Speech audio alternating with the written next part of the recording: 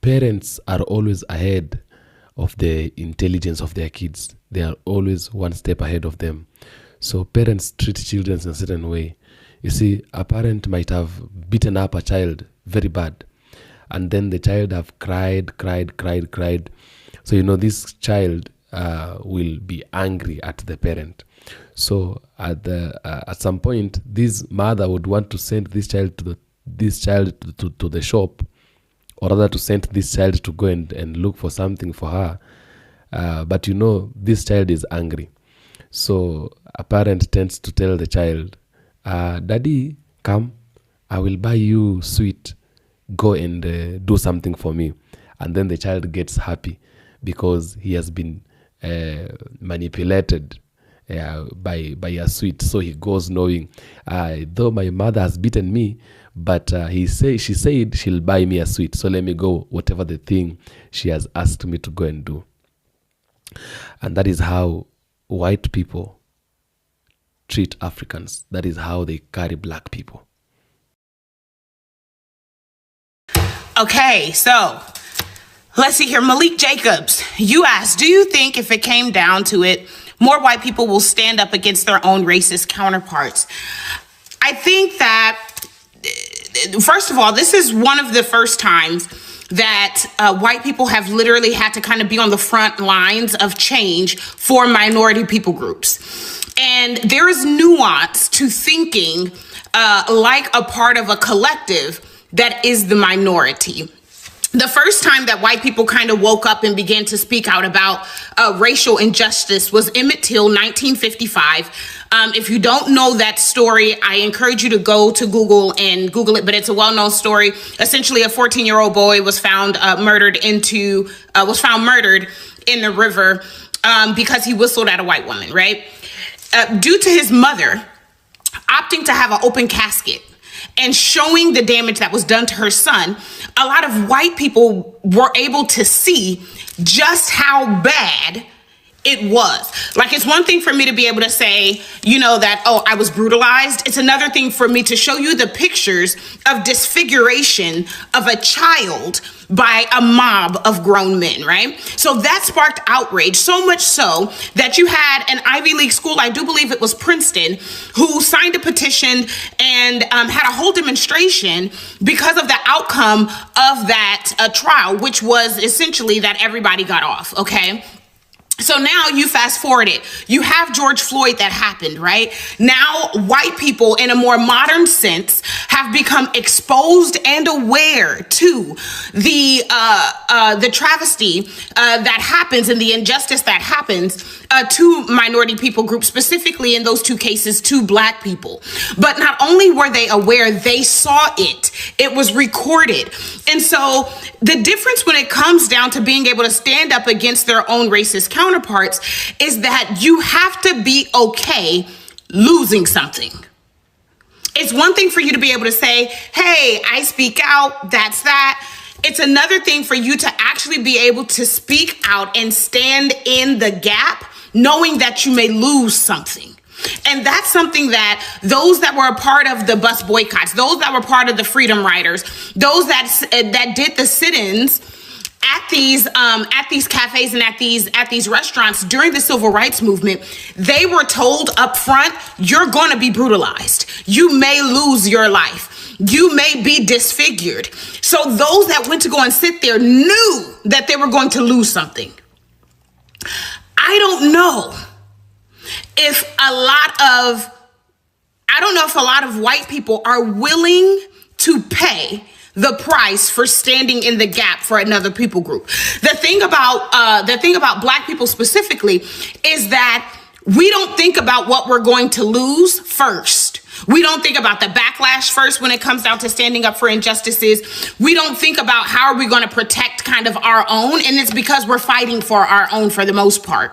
And even when we're fighting for others, right? That's why when you see black people that are standing up for somebody or speaking out for somebody, the first thing that crosses our mind is the fact that this is wrong. Black people have gone through hell in the hands, or rather in a white man's land. They've really gone through hell. Like, sometimes you sit down and ask yourself, so why Are they not human beings like other people? Are they not the same as white people? Okay. Because despite the fact that we have a color, I might, there's black people and there's white people. There are those who are calling themselves brown people. They are Tainos. And there is one common thing we have. We have the same color of blood running in our veins. Okay? The same color of blood running in our veins. And that should tell us that we are the same people. And we are not supposed to be fighting. We're not supposed to be quarreling. We're not supposed to be mistreating each other. We're supposed to live like brothers and sisters. I think that's how we're supposed to live. And now, I think this logic got out, like it disappeared mysteriously from the heads of the whites, of the white folks, because they always think they are better than blacks. Okay? So to an extent that even if a black man does something that is significant, something fundamental, or rather something big, something huge, something wonderful, something nice, they tend to block it. They tend to cover it up so that nobody else would see it, or rather it would never come to a limelight that a black person was able to do this. We've come across many inventions because we read, we read history, yeah, we read books, we go to the library, we read these things, we see them. We've come across many inventions that were carried out, that were implemented, that were brought into light by black people.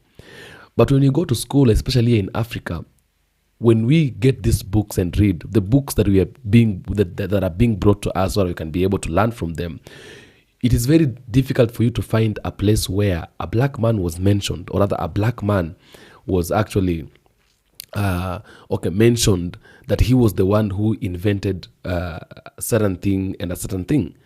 It has always been white people inventing great things. Okay, many things we are using, the Charles law, the Gay-Lussac's law, like many things, they were invented by white people. Okay, and you realize that black people have been covered so much, like they have always been placed in a dark place where they cannot be seen, they cannot be heard, and nobody can listen to them, nobody can hear from them.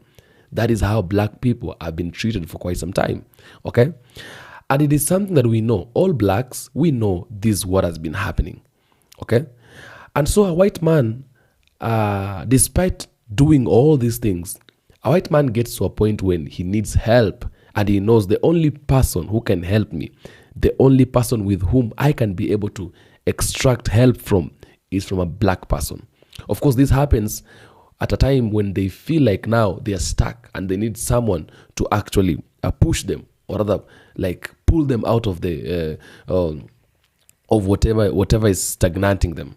Okay, whatever is stacking them. And so when they look right, left, everywhere, they see when black people actually bring their presence here, I'm able to manage this. That's like being used. Okay, because there are people who only need you in times of, like, when they're in need. When they're not in need, they don't really need you, and your attention, your presence is not needed because it's not helpful, and therefore they would do all sorts of things to you. But when they need you, that is when now that's when now they be good, they pretend, they wear another skin. Okay, they wear a smile, they talk to you lightly, in a good way. So, like, my question right now is, so white people recently, like, suddenly they want to pay, like, everything that has been happening to you, we want to do away with it, we want to actually compensate you, and it's not good. But my question is, all these treatments, all these these mistreats, and all these bad treatment that it has been like it's been directed to black people all along. My question is, has it started yesterday? Is it something that started yesterday? Is it something that started 2 days ago? Is it something that started 2 weeks ago or 1 month ago?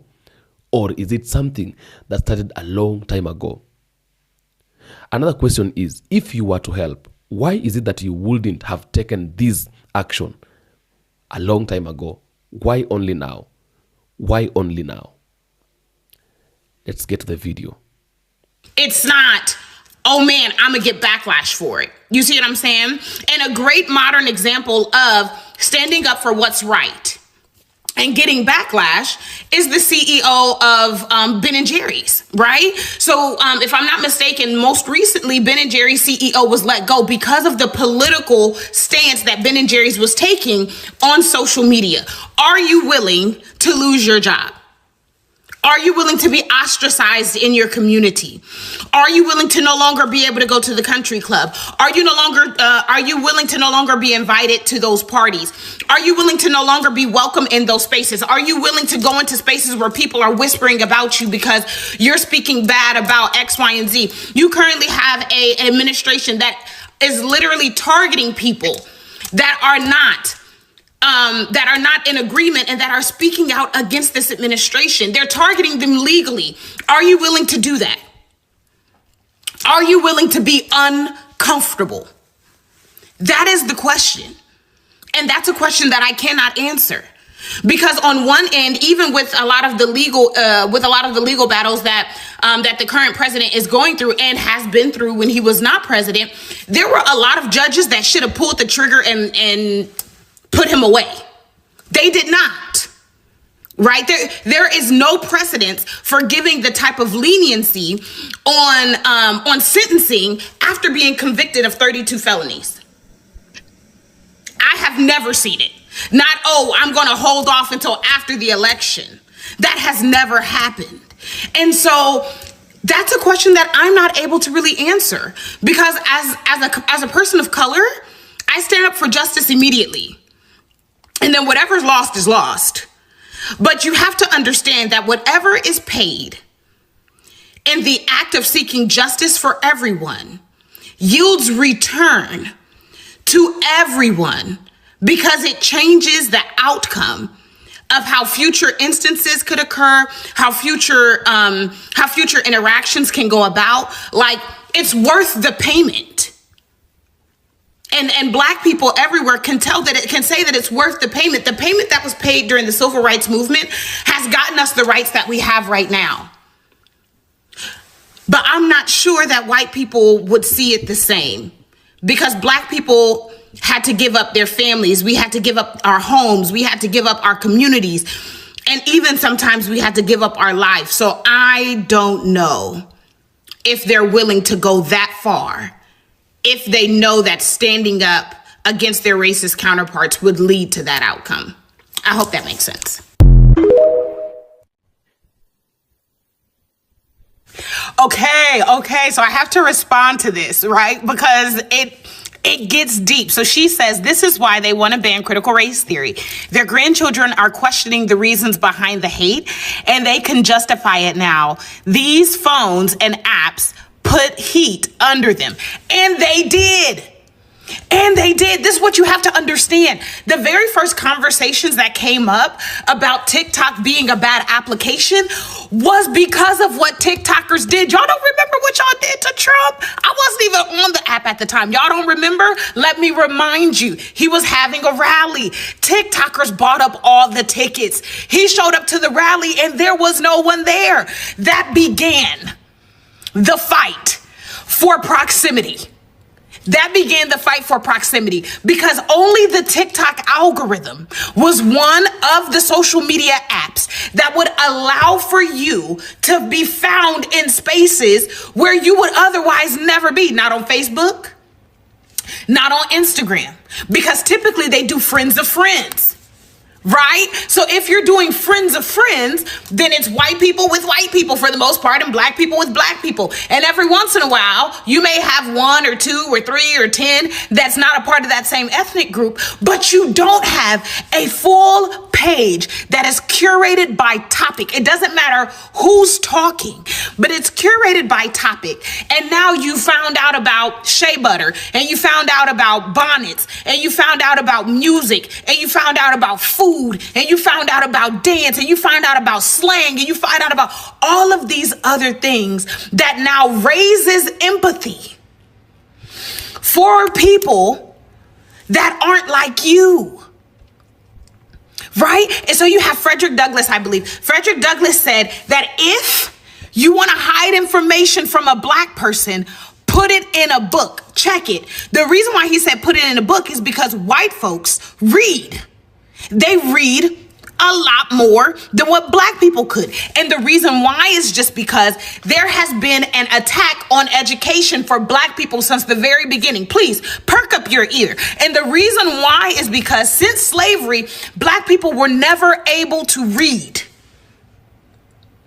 This is why Christianity is a problem if you don't read the book. You got to read the book. There is a reason why they would not let them read. Not even a Bible. You cannot read at all. Right? It's because the information that's hidden inside of the books causes you to have a higher level of consciousness and empathy. Check it. There is currently an assault on the books themselves.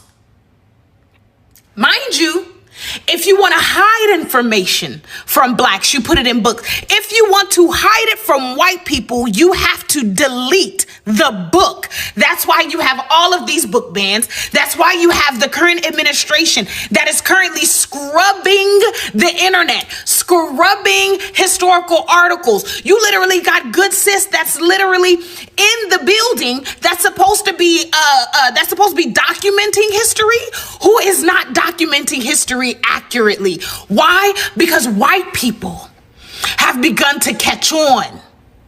And they're no longer just reading what they're being told to read. So if we ban the books, then we can do what? Stop this generation from asking their ancestors, their parents, their grandparents, what's going on. This election divided the white household like never before. No Christmas, no Thanksgiving. People are going cold turkey. You can't talk to me. I'm not talking to you. No contact. As soon as they find out about their loved ones' votes.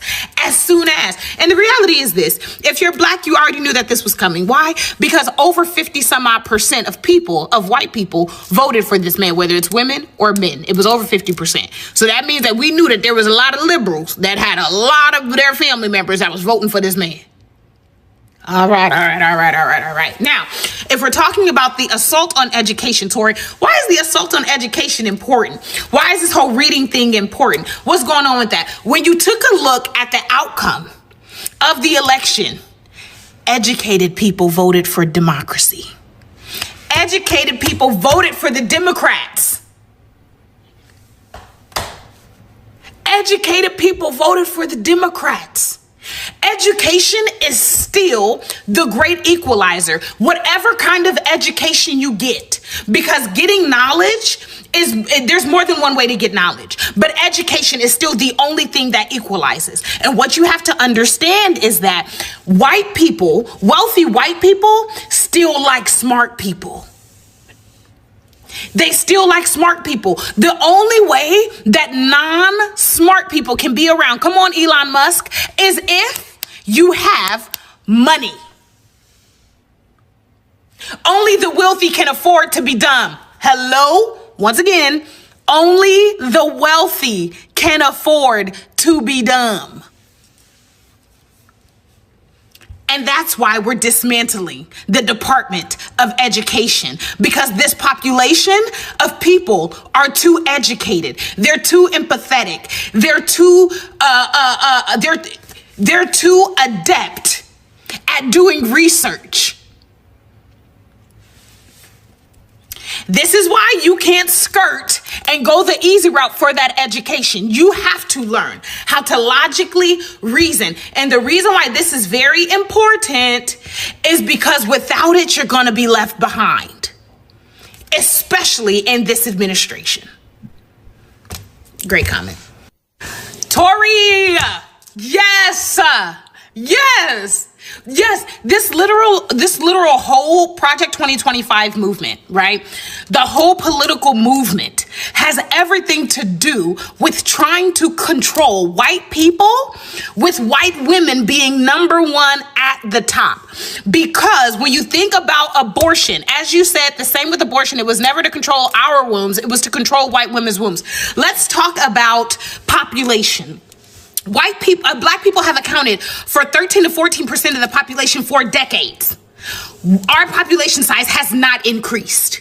Okay. And that's partially because we also account for over 50% of the prison population, but I digress. Okay.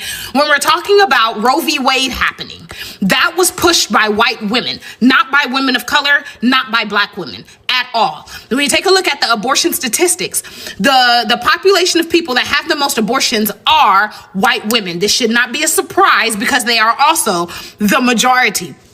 But what have we been seeing happening? We saw the Republicans that are now trying to fight against abortion in a totally different way. At first, they were trying to tell people that, oh, people are killing babies at advanced stages of pregnancy, right? Like, oh, it's been 24 weeks, 32 weeks, and they're still having abortions X, Y, and Z. But they have been leaving out the fact that they also count miscarriages as a part of abortions. Pretty soon, this narrative didn't have the same chilling effect with voters as it once used to. So then what do? We take it to the Supreme Court. The Supreme Court then says that abortion is a states' rights situation. We're no longer going to govern and monitor that. Immediately, a bunch of states end up banning abortions out of the blue, right? Already had the legislation written up. As soon as that ruling came out, those states immediately sent into effect the abortion bans. What did that end up doing? It had a chilling effect to the medical field.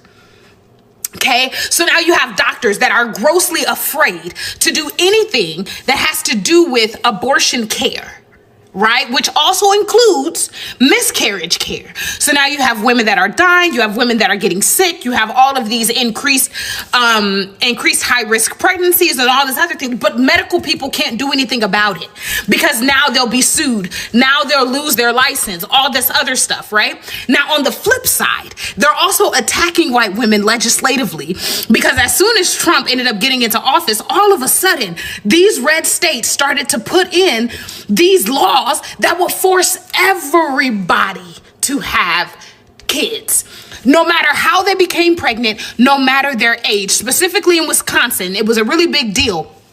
They were like, regardless of the fact, we want to make abortion illegal for anyone that ends up having an abortion. It does not matter if you have been if there was sexual misconduct. It doesn't matter if you've been raped. It doesn't matter if you are a child. Because that's how serious population control is for white nationalists. Why? Because as of 2016, the population for white people reached a point to where there was more white people dying than there were white people being born. And so now the white population is in a very rapid decline. In 2014, there were only 16 states where this was a fact. Now, well, in 2016, it became 26 states. How many more states have more white people dying than being born? It has always been about white people. The whole entire thing. This whole thing is their last hurrah to try to preserve the majority of the white race. Tori, listen. And, that's how it is. So, you see, when someone finally gets to a point when he really needs you, he would really be a good person. But when I know I'm not in need, like I don't need you, like you're not important at that time, I would treat you anyhow. I said this in the last video. I'm going to say it again. Black people have been walking, have been going, have been moving in the street all along. Every time they go to the street, every other time they wake up, they go to because of the bad treatment they've been going through. And what did the white people said? These people are uncivilized. These people, they love chaos. These people, they don't like peace. It's a bad character that it is from these people. These black people, they have a bad character. It's the character of blacks. Going to the road, demonstrating and causing chaos, destroying peace. And today as we are talking, in the April of 5th, white folks are planning to go back to the streets for mass demonstrations because of the bad governance that is from President Donald Trump. So they feel like whatever the government of the USA is doing today is not good at all. Okay? And therefore, they want to go back on the road and start demonstrating against Donald Trump's government. And it's okay. It's not bad to demonstrate. But my question is, when black people were demonstrating because of many other issues, because of many other things, racism, segregation, and all that, people used to call them uncivilized. People used to call them to say, oh, these people, they don't like peace, they like causing chaos and all that, calling them all sorts of names, and we know that. But why is it when it is now your time to go to the road because of the toughness that you're experiencing? Why do you want to ask black people to come and join you? In fact, my question is, let me not even ask you why are you asking black people to come and join you. Let me ask it this way. Why are you going to demonstrate even at first place? Why are you going to demonstrate? Why should you go back to the road to demonstrate? Because if I remember, I've come across many occasions where these white people said that black people, even in Africa, in fact, they started in Africa. Africans are people who are very uncivilized. They love demonstrating, they love causing chaos, they love fighting and all that. That's what they said. But today you find out that white people in SA are calling for a countrywide demonstration, like a statewide demonstration, that everybody should come out and go to the road, to the streets, to demonstrate against government. But when Africans trying to demonstrate against the government, it is bad. And this is what we were talking about the other video on the issues of when Shahid Bolson was talking about the issues of morality. Okay, that something is only moral when it's favoring the white people, but when it's not favoring them, it's immoral. So like they decide what is moral and what is not moral. If something is right. If something is right and to them it's wrong, it's wrong. If something is wrong and to them is right, it's right. Whether it's wrong or right, it is right, as long as it's them who are doing it. And that is very bad. It really needs to get to a point where everybody, like, we live like humans. I should see the other person as a human. He should also be able to see me as a human. Like, that is how we are supposed to live. Not living like you own the world. The problem is that some people are living as like they own the world. Not all white people are that way. I've come across white people who are very good. In fact, I've come across white people who really don't like what is happening. I've come across white people who really don't like what they're seeing happening around, and they really condemn it. They really discriminate it so badly. But a good number, that's what they do. So I don't need, if you really need the help from the black people.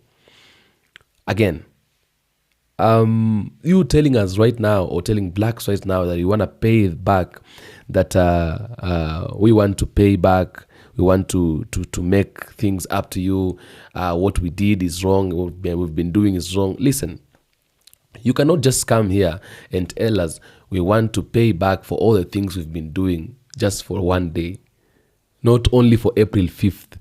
You're doing that ahead of April 5th demonstration so that we can come on the road and join you. Okay? But remember, for the last 400 years, black people have gone through hell.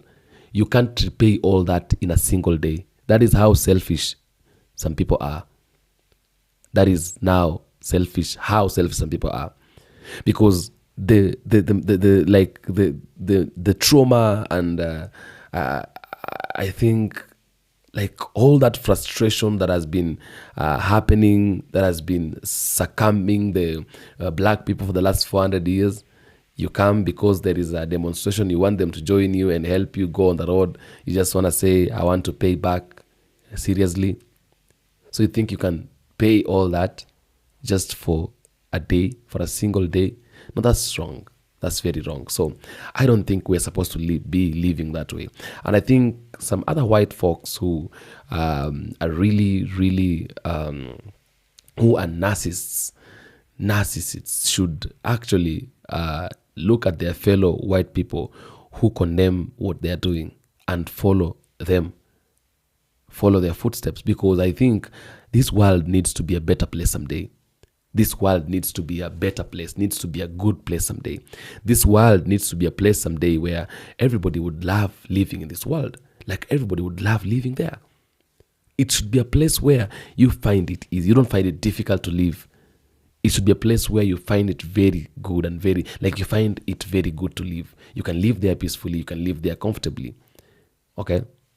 Because, this world has been made a certain place.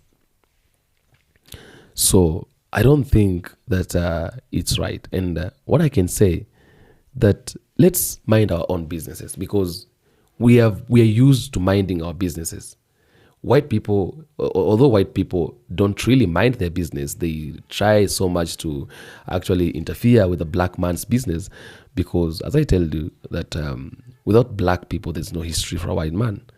Yeah, they're building so much on the histories of a white man, of a black man. All their histories, you'll see, even when they start making their history from way back, there must be a place where the foundation was a black history. So a black history maketh a white man's history. Okay, so I think that is what makes it very difficult for them to actually mind their own business without actually interfering with a black man's business. But I believe black men can mind their business. And if you want to know black men can actually mind their own business, wait until April 5th. That's when you'll know that black men, they can really mind their business, because we're not going to be part of this. We ain't going to be part of this. Let's fight our fights. Let's struggle, because at the end of the day, during the time of elections, black people did their job and they finished their job. They walked around saying, this government isn't right. We think this is the right government. And right now, we can see the consequences of voting into the government that was not actually supporting the people. Like, you see, because white people would be demonstrating again, on other things, something else. Maybe we would look at it and consider. But what even makes it so difficult for black people to come on the road is that we warned you. We told you, what, the mistake you're about to do, whatever you're about to do is a very big mistake. But they couldn't hear. They couldn't listen a thing. What did they do? They decided, you know what, let's do this. And at the end of the day, it's now eating them up. It's really eating them up. When you dig a hole, you're supposed to enter in yourself, because you can't dig a hole from outside. You enter inside. You dig going in. Okay? Nobody else will enter on your behalf.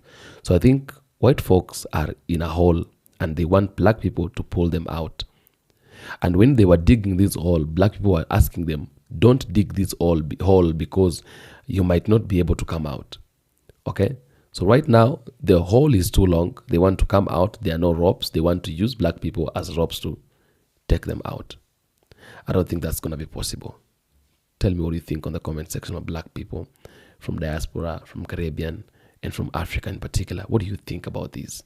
I am the African Streamline. I love you so much wherever you are, in whatever you're doing, my black brothers. God is with us, and one day, one time, we're going to live a better life. We're going to live like other people. I love you so much wherever you are. Take care of yourself. Guide yourself in everything you're doing. May God lead you and guide you and take care of you in everything you are doing. Adios, muchachos. Peace.